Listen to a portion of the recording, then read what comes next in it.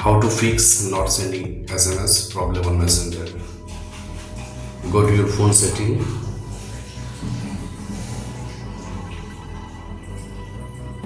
Click on apps.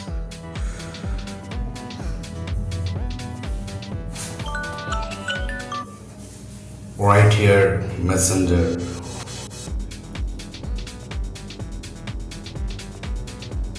Click on Messenger.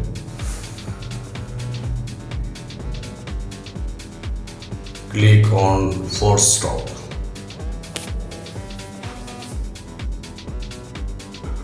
Click on storage. Click on clear cache and clear it. Clear data. Delete it. Go back.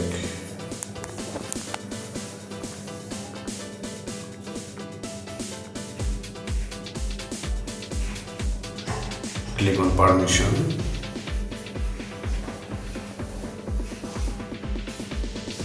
Make sure all of these permissions are allowed.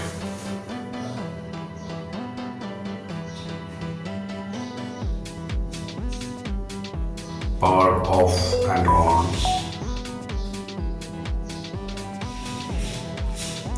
I think your problem has solved. Thank you.